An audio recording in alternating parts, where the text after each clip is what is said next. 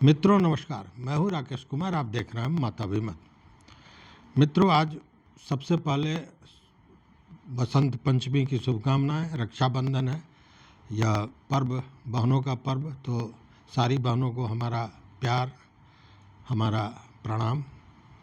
मित्रों, आज बात करेंगे ज़मीन पर कब्जे की। चूँकि कई मित्रों ने हमारे व्हाट्सएप पर और आप देखेंगे कमेंट्स में भी इस तरह की बातें आई हैं कि उनके ज़मीन को कब्जा कर लिया। एक मित्र ने लिखा कि कब्जा कर लिया, पुलिस कुछ कर नहीं रही है। तो ये एक बड़ा विषय है, और कम से कम बिहार के लिए। बिहार में ज़मीन पर कब्जा करने का मामला बहुत सा होता है, और मैक्सिमम केस में आप देखेंगे कि लोग यह दावा करते हैं या शिकायत करते हैं कि पुलिस को जो कार्रवाई करनी चाहिए वो नहीं कर रही है।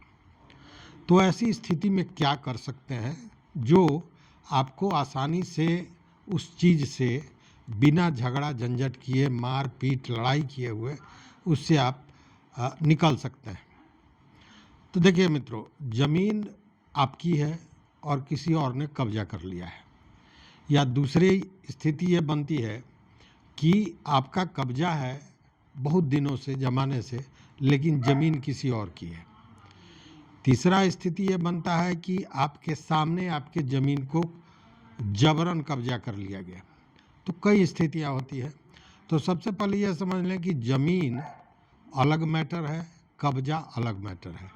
ज़मीन आपके लिए आपकी है या नहीं, यह तय करता है आपका कागजात, आपका जो खतियान है, आपका जो रजिस्ट्री का कागज़ है, जो म्यूटेशन है, जो रसीद कटता है, जमाबंदी होता है, इन सारे चीज़ों को जोड़ के आपका मलकियत आपकी तय होती है। और कब्जा के लिए करना क्या है कि दबंगता होनी चाहिए। अगर आप बाहुबली हैं तो आप ज़मीन कब्जा कर लीजिए, और यही होता रहा है। और ख़ासकर उन लोगों के साथ होता है जो गांव घर से दूर रहते हैं, किसी काम को लेकर, या किसी बड़े शहर में नौकरी कर रहे हैं तो गांव से दूर हो गए, या कमज़ोर व्यक्ति है, घर में कोई देखने वाला नहीं है।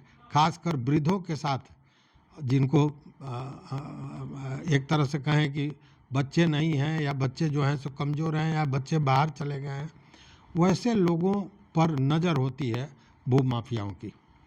और होता क्या है कि एक बार 10-15 लोग, 20 लोग, 50 लोग पहुंच गए, उसके ज़मीन पर दीवार खड़ा कर दिया, झोंपड़ी बना दी और कब्जा दिखा दिया कि कब्जा मेरा है। वैसी स्थिति में जब व्यक्ति पुलिस के पास जाता है, तो अगर पुलिस सेंसिटिव है तो तुरंत कार्रवाई करती है, पहुंचती है, दोनों पक्ष से कागज़ मांगती है, देखने का प्रयास करती है, और कम से कम उस समय उस व्यक्ति को प्रोटेक्शन मिल जाता है। लेकिन अगर पुलिस सेंसिटिव नहीं है, या जैसा मैंने कहा, मैं कल ही वीडियो शायद दिया था कि एक एसडीएम ने, उन पर आरोप है कि 3 करोड़ रुपया रिश्वत लेकर 750 एकड़ ज़मीन भूमाफिया को दे दिया। तो ये पुरानी बात है, भूमाफिया, पदाधिकारी, पुलिस, या तिकड़ी चलता रहा है बहुत दिनों से। लेकिन सारे लोग ऐसे नहीं हैं। बहुत से ऐसे पुलिस पदाधिकारी हैं जहां सूचना गई तो तुरंत एक्शन में आते हैं, इन चीज़ों को देखते हैं, और कुछ लोग नहीं भी करते। तो अगर वैसी स्थिति आपके साथ आ जाती है तो आपको क्या करना चाहिए जिससे विवाद बढ़े भी नहीं, झगड़ा झंझट ना हो, और आपको एक प्रोटेक्शन मिल जाए, आपको सुरक्षा मिल जाए, और आपकी ज़मीन कोई दूसरा जबरन नहीं ले सके। तो इसके लिए क्या करना चाहिए? देखिए, अगर आपके ज़मीन पर 10, 20, 25, 50 लोग आ जाते हैं, आपको कमज़ोर जानकर आपके ज़मीन पर कब्जेवारी करना चाहते हैं, दीवार बनाना चाहते हैं, या झोपड़ी बैठाना चाहते हैं, तो सबसे पहले तुरंत आपका एक्शन ये होना चाहिए कि आप सीधे थाने में जाएं और थाने में इसकी सूचना दें। सूचना का मतलब कि आपके ज़मीन पर कब्जा किया जा रहा है, और आपकी ज़मीन कैसी है, कैसे है आपकी, मतलब उसकी मलकियत आपके पास कैसे आती है, इसके प्रमाण के साथ। मतलब आपने जो अगर ख़रीदा है तो केबाला दे दीजिए, उसके बाद अपना रसीद दीजिए और उसके साथ दीजिए कि मेरी ज़मीन है और इस पर फलाने फलाने लोग कब्जा करना चाहते हैं। तो पुलिस तुरंत एक्शन लेगी, पुलिस जाएगी, उन्हें रोकेगी, फिर थाने में दोनों लोगों को, पक्षों को बुलाया जाएगा, उनको देखा जाएगा। मतलब कि उस समय आपको तत्काल प्रोटेक्शन मिल जाता है और जो भी कब्जा करने वाले लोग हैं उन पर अंकुश लग जाता है। लेकिन अब एक सवाल उठता है कि अगर पुलिस उसमें कुछ न करे तो आप क्या कीजिएगा। चूँकि अमूमन ये देखा जाता है कि जो ये सिविल का मामला होता है, मतलब ज़मीन जायदाद से जुड़ा हुआ मामला होता है, इसका निपटारा कोर्ट से होता है। और कोर्ट में आप जानते हैं कि पैसे भी बहुत लगते हैं और साथ में कोर्ट में समय कितना लगेगा इसका कोई अंदाज़ा नहीं है, चूँकि ऐसे भी सिविल के केस हैं जो 25 साल 50 साल से चल रहे हैं। पूरा एक वंश समाप्त हो जाता है लेकिन केस समाप्त नहीं होता है और आपके तो ज़मीन पर बजाबता भूमाफिया पहुंचा हुआ है। तो उस स्थिति में कोर्ट में जाके तो आप रोक नहीं सकते हैं। आप कोर्ट में जाएंगे तब, और कोर्ट से आप केवल स्टे भी लेके आएंगे तब तक पता चलेगा कि उसका 3 मंजिला मकान बन गया। तो ऐसी स्थिति में आपको क्या करना चाहिए, चूँकि पुलिस आपकी सुन नहीं रही है। तो उस स्थिति में आपने जो थाने में आवेदन दिया है उसकी प्रति को संलग्न करते हुए एक आवेदन किसी जानकार से, किसी विधि विशेषज्ञ से लिखाकर, और उसमें बजाबते ये देखे कि हमने थाने में भी रिपोर्ट दिया लेकिन थाने ने इस पर कोई कार्रवाई नहीं की और किसके द्वारा कब्जा किया जा रहा है, इन सारे चीज़ों को जोड़ते हुए एक आवेदन तैयार करें। अपनी ज़मीन आपकी है इसका साक्ष्य लगाते हुए, संलग्न करते हुए सीधे एसपी के पास मिले। निश्चित रूप से इस पर जो एसपी होंगे, जिला कप्तान होंगे, पुलिस कप्तान, वो निश्चित रूप से सुनवाई करेंगे और तुरंत वो इस मैटर पर थाने को आदेश देंगे। थाने आपकी ज़मीन पर जाएगी और कब्जाधारियों पर एक तरह से कहें कि रोक लग जाएगा। मतलब उस समय आपको प्रोटेक्शन जो मिलना चाहिए वो पुलिस द्वारा मिल जाएगा। लेकिन अब एक मामला बनता है कि अगर एसपी भी न सुने तो एसपी कह दें कि भाई ये तो ज़मीनी विवाद है, आप जाइए कोर्ट में जाइए, सिविल कोर्ट में जाइए, इसमें हम क्या कर सकते हैं। लेकिन यहाँ जो भी आपका आवेदन है उसमें इस बात की चर्चा ज़रूर होनी चाहिए कि जो ये कब्जावारी वाले लोग हैं, अगर मैं अपने ज़मीन पर जाता हूँ रोकने, उस स्थिति में यह हिंसक रूप ले सकता है और विधि व्यवस्था के बिगड़ने की संभावना है।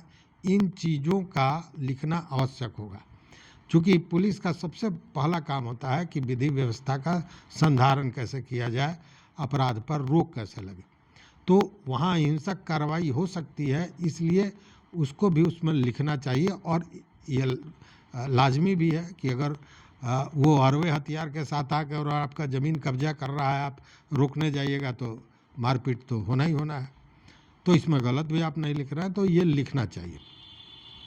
उसके बाद भी अगर एसपी के यहाँ से इसकी सुनवाई नहीं होती है तो क्या करें। तब आपके पास एक उपाय है कि आप सिविल कोर्ट चले जाइए। लेकिन वही सिविल कोर्ट अगर जाइएगा, स्टे लेके आइएगा भी, तब तक पता चलेगा कि वो आपके ज़मीन पर कोई पक्का इमारत खड़ा कर चुका है। तो इसके लिए एक आसान सा तरीका है, और वो तरीका है कि आप सीधे एसडीओ जो आपके यहाँ के होते हैं, आप उनके पास, एसडीएम जिसको कहते हैं, आप एसडीएम सब डिविजनल मजिस्ट्रेट के पास चल जाइए और वहाँ पे आप एक आवेदन किसी विधि विशेषज्ञ से लिखा कर दीजिए और उसमें सारी चीज़ों को लिखते हुए, आपकी ज़मीन है, आपका मलकियत है, इन सारे चीज़ों को दर्ज करते हुए और साथ में उस व्यक्ति के विषय में भी करते हुए कि वह ज़मीन आपका क्यों हड़पना चाहता है। अगर आपराधिक पृष्ठभूमि का व्यक्ति है तो उन सारे चीज़ों का जिक्र करते हुए और इस बात का भी जिक्र करते हुए कि आपने विधि व्यवस्था, चूँकि वहाँ बिगड़ सकती है, हिंसक झड़प हो सकता है, इसलिए आप वहाँ नहीं गए हैं, आपने इसकी सूचना थाना को दी थी, आपने इसकी सूचना एसपी को दी थी, लेकिन इस पर कोई कार्रवाई नहीं हुई, तो आप उसको एसडीएम के यहाँ, एसडीएम के कोर्ट में, ध्यान रखिएगा, एसडीएम के कोर्ट में इस चीज़ को अपील करें। जब ये आवेदन देंगे तो एसडीएम का जो नेक्स्ट काम होता है वह होता है कि तुरंत दोनों पक्षों को वो नोटिस भेजेंगे और नोटिस देकर दोनों पक्षों को कोर्ट में बुलाया जाता है। सारे कागजातों के साथ एसडीओ दोनों पक्षों की सुनवाई करते हैं और यह तय करते हैं कि ज़मीन किसकी है, किसका कब्जा होना चाहिए, किसका नहीं होना चाहिए, ये वो तय करेंगे। लेकिन सबसे बड़ी बात है कि जैसे ही नोटिस जारी किया जाएगा वैसे ही उस ज़मीन पर किसी भी तरह का निर्माण, किसी तरह का भी कार्य जो होता है उस पर रोक लगा दी जाएगी। मतलब कि आपको तत्काल जो प्रोटेक्शन मिलना चाहिए था, सुरक्षा मिलनी चाहिए थी, जो पुलिस ने नहीं दी थी, वो एसडीएम कोर्ट से आपको मिल जाएगा। और उसके बाद यह मजबूरी फिर वहाँ के थानेदार की भी होगी कि वह एसडीएम कोर्ट के आदेश का अनुपालन करावे। मतलब वही पुलिस जो पहले आपके ज़मीन पर नहीं गई थी वह जाके उस काम को रोक देगी। मतलब वहाँ आगे कोई कार्रवाई वो कब्जा करने वाले लोग नहीं कर पाएंगे। और यह पूरा ये इसलिए होगा कि एसडीएम का भी एक बड़ा कर्तव्य ये होता है कि विधि व्यवस्था को किस तरह संधारित करें। और चूंकि वहाँ विधि व्यवस्था बिगड़ने की स्थिति बन सकती है, इसलिए एसडीएम इस पर तत्काल काम करते हैं। इसमें पैसा भी बहुत खर्च नहीं होता है और समय भी कोर्ट की तरह नहीं लगता है। मतलब यहाँ काम तेज़ी से हो जाएगा और आप जो प्रोटेक्शन चाहते हैं वह भी मिल जाएगा। अब उस स्थिति में उसके बाद आप कागज़ दीजिए, अपना पक्ष रखिए, उसके बाद जो डिसीजन आएगा उसके अनुसार आगे का काम कीजिए। चूँकि इसको लेकर आपको याद होगा सीआरपीसी चेंज हो गया और उसकी जगह अब बीएनएसएस बन गया। तो बीएनएसएस में एक सेक्शन आया है 164, उसके तहत यह कार्रवाई होगी एसडीओ के यहाँ। और एक जो कहते हैं ना कि कम समय में कम पैसा पर अगर पुलिस आपको प्रोटेक्शन नहीं दे रही है तो एसडीएम के यहाँ से मिल सकता है। और उसके बाद अगर मामला नहीं सुलझता है, मतलब काम तो रुक गया, वो प्रोटेक्शन आपको मिल गया, और मलकियत का मामला अगर वहीं नहीं सुलझता है, सुलझने का मतलब कि स्पष्ट नहीं होता है, चूँकि मलकियत को तय करने का, मलकियत को बदलने का, मलकियत को ठीक करने का, मतलब टाइटल से जुड़ा हुआ कोई अधिकार बदलने का या बनाने का या हटाने का, यह अधिकार एसडीएम को नहीं है। यह जब भी होता है तो सक्षम न्यायालय जो होता है, जो कोर्ट होता है, सिविल कोर्ट, उसी के पास यह अधिकार है। तो आप एसडीएम के यहाँ गए क्यों? इसलिए गए कि तत्काल प्रभाव से उस पर रोक लग जाए। जब काम बंद हो जाएगा तो वो उसका कब्जेवारी नहीं होगी। इस बीच में फिर आप कोर्ट जा सकते हैं और कोर्ट में जाकर अपनी बात को आगे बढ़ा सकते हैं। तो कहने का मतलब यह है कि ऐसी परिस्थिति में इन चीज़ों पर ध्यान देना चाहिए। चूँकि मान लीजिए पुलिस नहीं गई, आप चले जाते हैं, वहाँ मारपीट हो जाए, कहीं कोई हिंसक झड़प हो जाए तो फिर लेने के देने पड़ सकते हैं। तो उस स्थिति में यह कार्रवाई अगर आप अपनाते हैं तो निश्चित रूप से इसका लाभ होगा। और साथ में जैसा मैंने कहा कि आप जो भी प्रति आवेदन पुलिस को दे रहे हैं उसकी प्रति आपके पास होनी चाहिए, एसपी को दे रहे हैं उसकी प्रति आपके पास होनी चाहिए, क्योंकि वह एक तरह से साक्ष्य का काम करेगा कि आपने इसकी सूचना पुलिस को दी थी कि वहाँ पे हिंसक झड़प हो सकता है, विधि व्यवस्था बिगड़ सकती है। और उसके साथ कोशिश ये करनी चाहिए कि आप आजकल तो घर घर में क्या, हर हाथ में मोबाइल है। कोशिश यह भी होनी चाहिए कि जो लोग उस पर कब्जेवारी कर रहे हैं उसका वीडियो फोटो निश्चित रूप से ले लिया जाए। वो कोई और भी ले सकता है, दूर से भी ले सकता है। उससे उन व्यक्तियों की पहचान भी होती है और आपकी बात की पुष्टि भी होती है कि वो जबरन आए थे, जबरन कब्जा करना चाह रहे थे। तो ये एक महत्वपूर्ण साक्ष्य के रूप में काम आता है। तो निश्चित रूप से हम कहेंगे कि अगर इस तरह का कोई भी मामला, जैसे कई मित्रों ने इस तरह की बात कही है कि अगर पुलिस नहीं सुन रही है तो इस तरह से आप इन चीज़ों को निश्चित रूप से दुरुस्त कर सकते हैं और तत्काल आपको लाभ मिल सकता है। सिविल कोर्ट की तरह इसमें बहुत समय भी नहीं लगेगा और बहुत पैसे का भी खर्च यहाँ नहीं है।